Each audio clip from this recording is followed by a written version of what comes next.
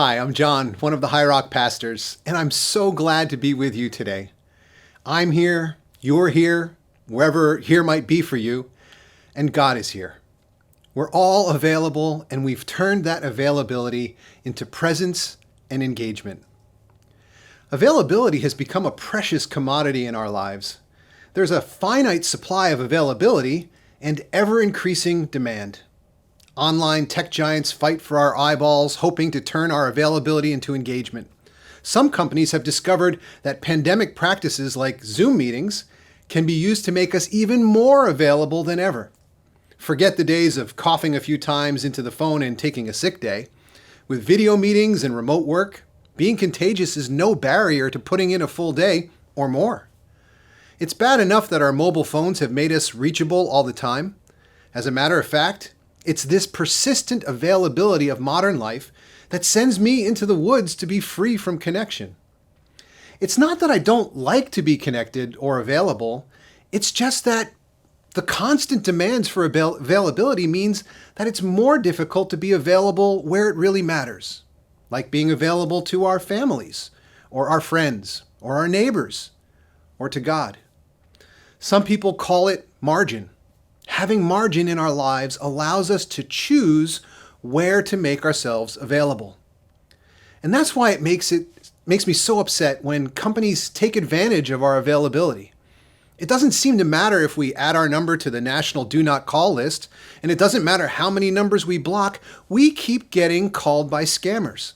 It's gotten to the point that we don't answer our home phone anymore. And even when we want to talk to a company, sometimes it doesn't seem like they want to talk to us. Most of the time, the internet has been great for making companies more available. But the other day, I was frustrated that my wife wasn't available because she had to stay on hold with our airline for 3 hours. For some inexplicable reason, they disabled the ability to change flights online. Calling them was the only option. What made it even more frustrating was that our airline had been sending me seemingly endless automated phone calls for months. Every time they altered the flight by even 5 minutes, their computer would call me with new flight details, but without telling me what had changed. I had to write it all down, then look it up to see how it was different from what they had told me before. They seemed to think it was fine to take advantage of my availability, but the moment we wanted to change a detail, we had to call and wait for 3 hours. We couldn't even leave our number and get a call back. We had to listen to the Muzak the entire time or risk missing it. Who does that anymore? I thought we had been transported back in time. They assumed that we could just be available whenever, while putting up barriers before they could be available to us. Where's the love? I mean, seriously, where's the love? One of the most powerful ways we can demonstrate that someone matters to us is by making ourselves available. And one of the most painful ways that we can show someone does not matter to us is by not making ourselves available. I want to give us all a few minutes to talk about how our experience of people showing love has been demonstrated by them making themselves available.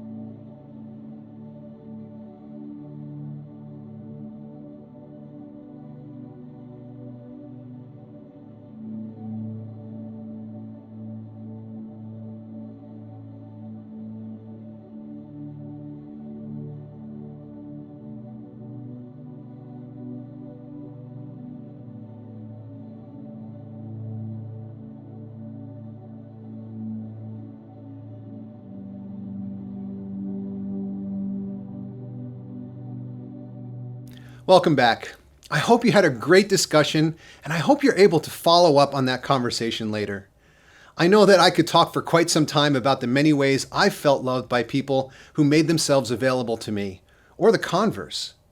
Many of us have experienced the pain of people who failed to make themselves available to us, even people who were obligated to be there. Friends who didn't show up, parents who were absent, or even if they were present, they were not truly available. When I became a believer in college, I had a hunger to learn everything I could about God. I felt like I had missed out on so much, and I wanted to catch up on everything I had missed all those years that I hadn't known God. I had joined the InterVarsity Christian Fellowship on campus and committed to becoming a small group leader for my sophomore year. I had no idea what I was doing, so I immediately said yes when the InterVarsity leaders invited me to a 3-day small group leaders camp. Honestly, I can't remember anything that I learned on that long weekend. I can remember only 2 things. One, I remember seeing my first wild rattlesnake. That's an experience to remember. The second thing I remember is one of the staff who was training at the camp. He was someone you might easily forget. As he himself said, he didn't feel like he had any special gifts, at least not anything you would typically think of as a talent or a spiritual gifting. He seemed just kind of average. But he said that one gift he had was availability. It truly seemed like his spiritual gift. He was able to be available to people, to serve them and to serve God. I remember him because I saw that his availability to people was really his ability to love them and to make them actually feel loved. You know how you sometimes love people in a way that doesn't feel very loving? Not this guy.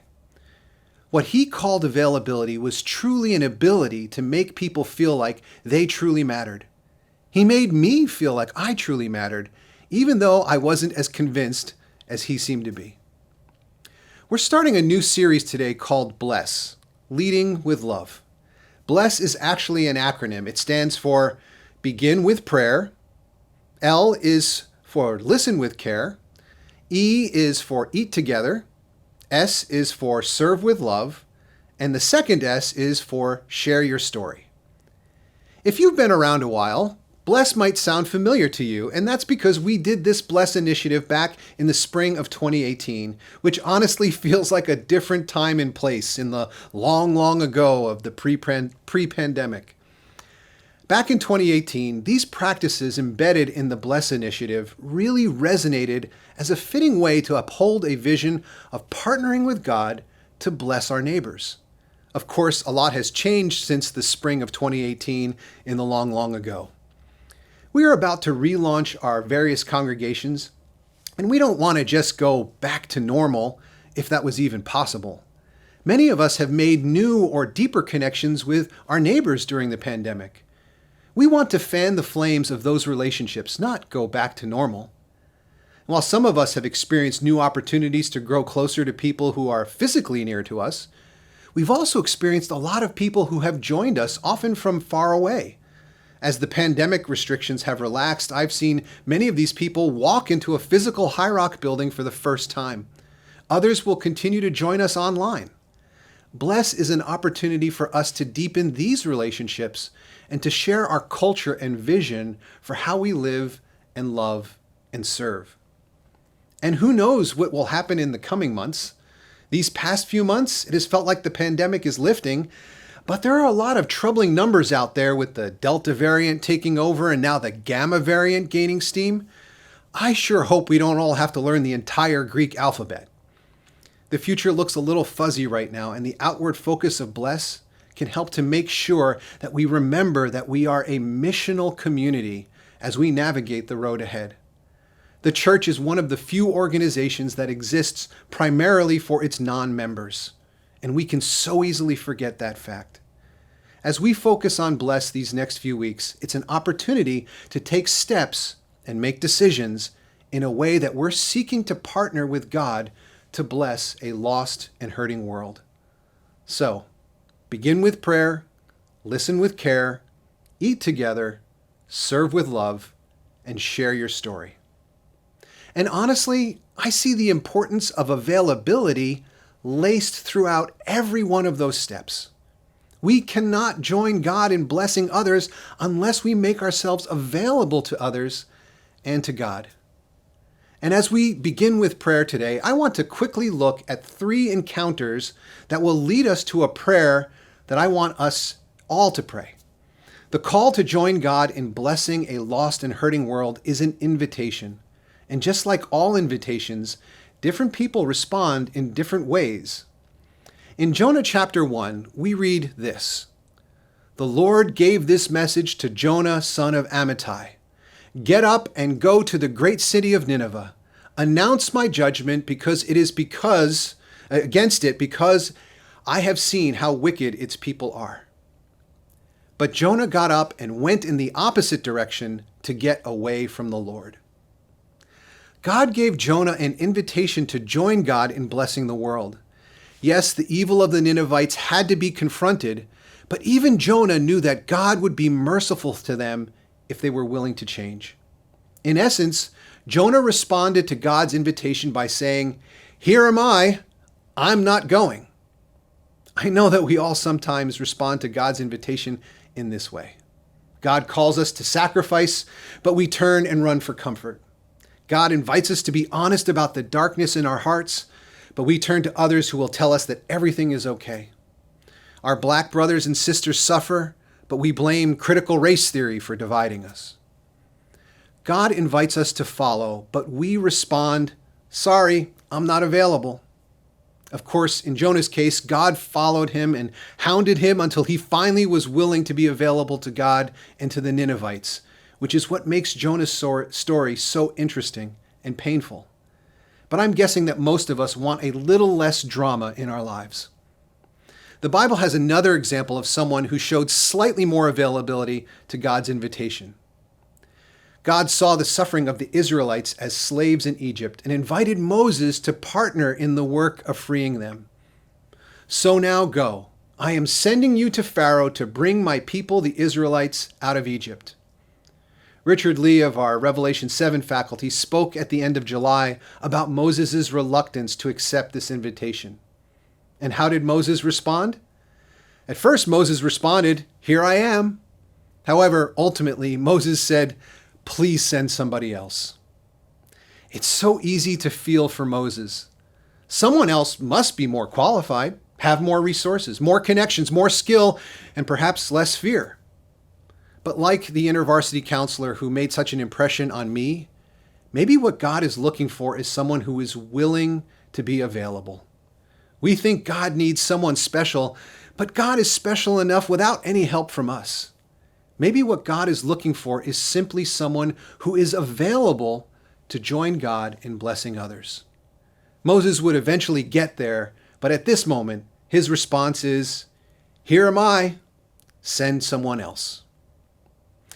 We've seen the response of Jonah and now Moses, and no doubt many of us hear echoes of our own responses to God's invitation to join in the work of blessing others.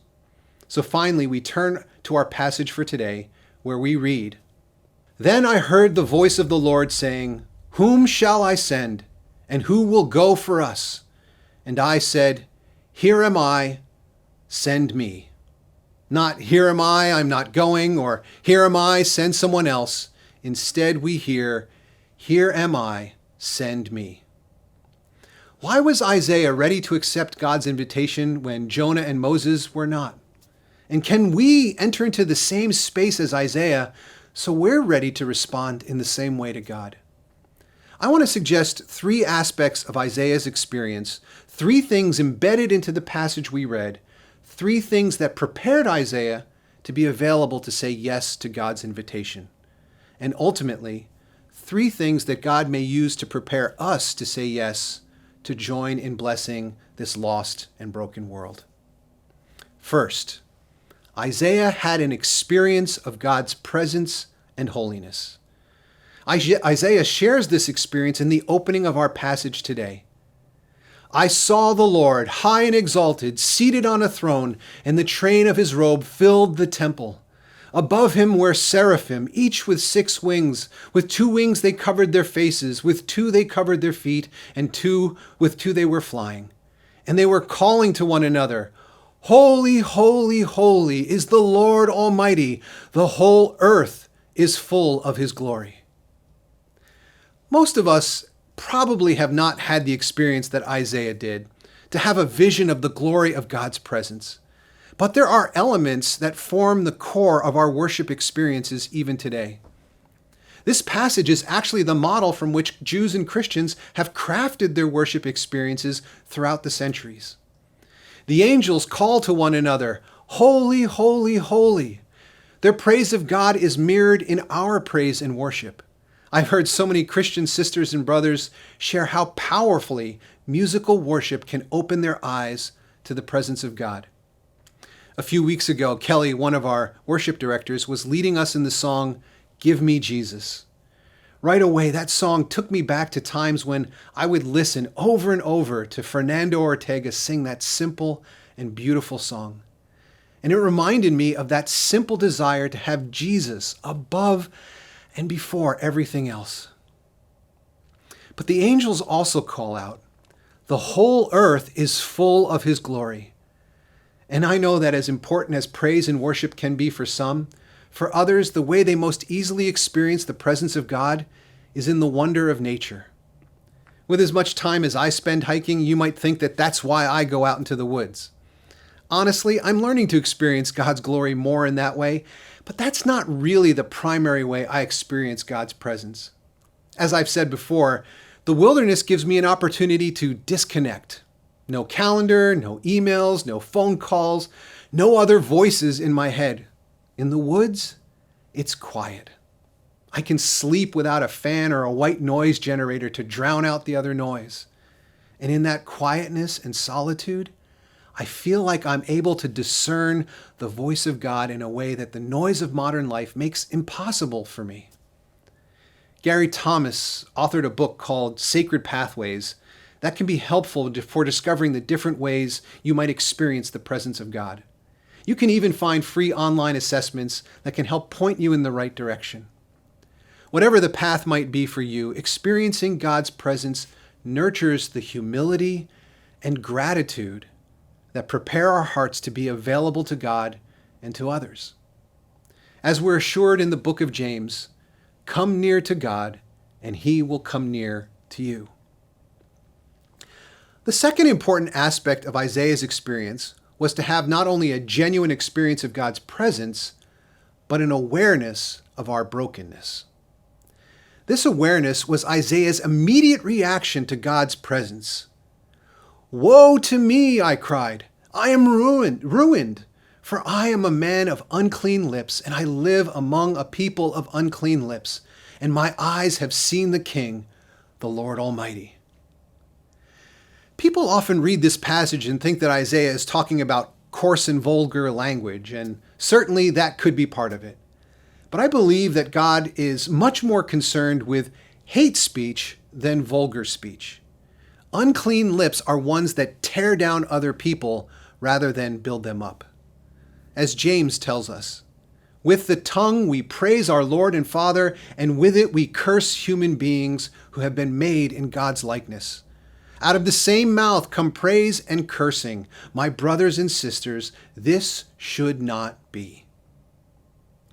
But what's important here is that a genuine experience of God leads Isaiah to a genuine awareness of his own brokenness.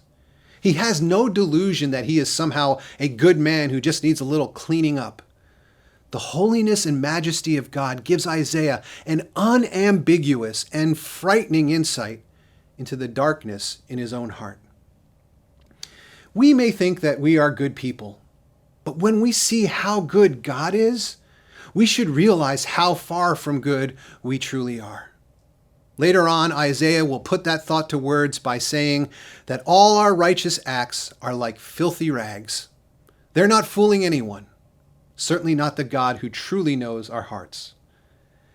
But thank God that the road doesn't end there. The experience of God's presence leads to an awareness of our brokenness, which is immediately followed by receiving of God's redemption. Here's how Isaiah explained this experience in his vision. "Then one of the seraphim flew to me with a live coal in his hand, which he had taken with tongs from the altar. With it he touched my mouth and said, 'See, this has touched your lips. Your guilt is taken away, and your sin atoned for.' The fire from the altar touches him and his guilt is taken away. Now, this passage was written hundreds of years before Jesus walked the face of the earth. What Isaiah experienced in a vision ultimately took on flesh. Rather than fire from the altar, we had God the Son from heaven come to take away our guilt, heal our brokenness, and show us the unquenchable love of God. God doesn't give us an awareness of our sin in order to drive us into the ground with it. No, God gives us an awareness of our guilt and brokenness so they can be healed and so we can be lifted up. A physician doesn't tell you that you're sick so you can feel even worse. No, a physician makes you aware of your illness so you can be healed and restored to life. And Jesus is the great physician. Jesus wants to heal you as well, but you have to say yes. And after all of this, after the experience of God's presence, which led to an awareness of our brokenness, which was immediately followed by receiving of God's redemption, after all this, God finally announced the invitation. Whom shall I send? And Isaiah responded, Here am I, send me. Isaiah was available to others and to God.